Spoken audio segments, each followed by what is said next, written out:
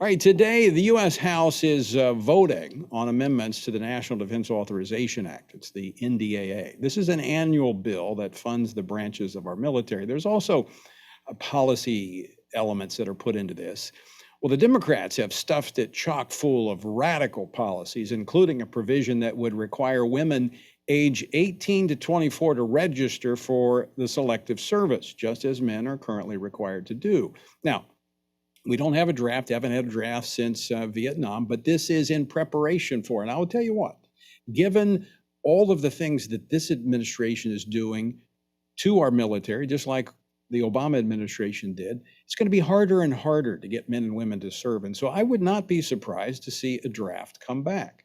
Now, I served in the Marine Corps. I volunteered right out of high school. And my children, my daughters, in fact, I got 3 daughters, if they wanted to join the military, I would be very pleased with that, happy with that. We understand we have a role to serve, I believe an obligation to serve our country. But this I would not be okay with. That one of my daughters being forced into a draft and being forced to serve in the military, whether it's in combat or not.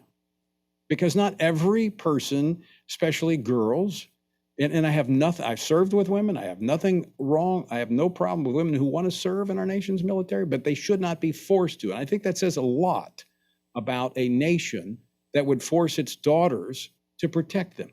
Well, yesterday, the House Freedom Caucus tweeted, House Freedom Caucus calls on GOP members to oppose NDAA, hold the Biden administration accountable for failed military withdrawal, don't force women into combat, and don't support turning our military into a progressive social experiment.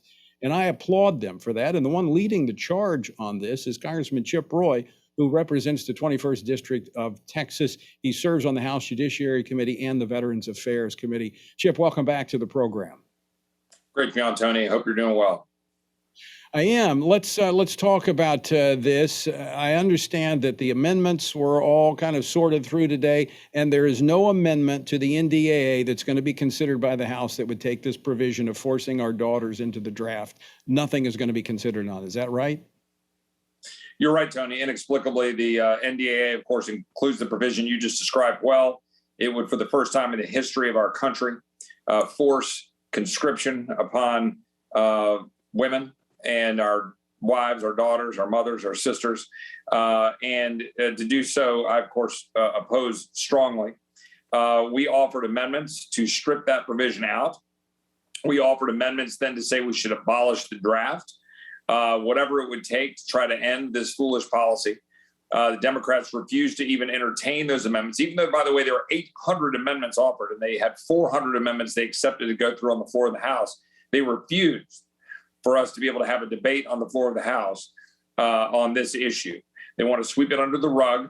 And unfortunately, all too many of our Republican colleagues are willing to go along with this under the guise of, well, we're not in charge of the House. We can't control this. Look, let me be very clear to all your listeners out there. In my view, a vote for this National Defense Authorization Act is a vote to draft your daughter, your sister, your mother, and your wife, and we should not do that.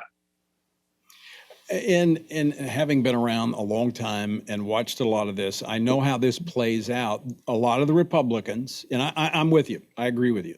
A lot of the Republicans are saying, well, but at election time, when I run for re-election, my opponent is going to say I voted against the military because I voted against the NDAA. No, you're exactly right. That's, of course, what they do, which basically means we can never oppose the NDAA because it has a troop pay raise or because it's for something we all believe strongly in, which is making sure our military is strong. But we can't allow that to become the standard, or you can allow Democrats to do what they're doing right here, and frankly, Republicans allowing them to, by jamming it full of social engineering. That's how we ended up with a woke military. Let me be very clear. You're right. This is how we allow it. And we do it because every time, and we have colleagues of mine, friends of yours, friends of mine, and I love them dearly. And I was sitting down off the House floor and I was in the cloakroom, and several of our friends that are going to vote for it saying, well, how do I go home and say I'm voting against a pay raise for the troops? Okay, well, you might as well just take your member card and just hand it over, because you just said you'll vote for anything because it's NDAA for our men and women in uniform. That is silly. We should not vote for a bill that has provisions in it like this that will continue this woke nonsense. Now, there's more in this, of course, than just the drafting of our daughters. There's more objectionable aspects of the NDAA. As you pointed out, the Democrats are in charge. They've stuffed all kinds of stuff in it. This has not been voted on yet.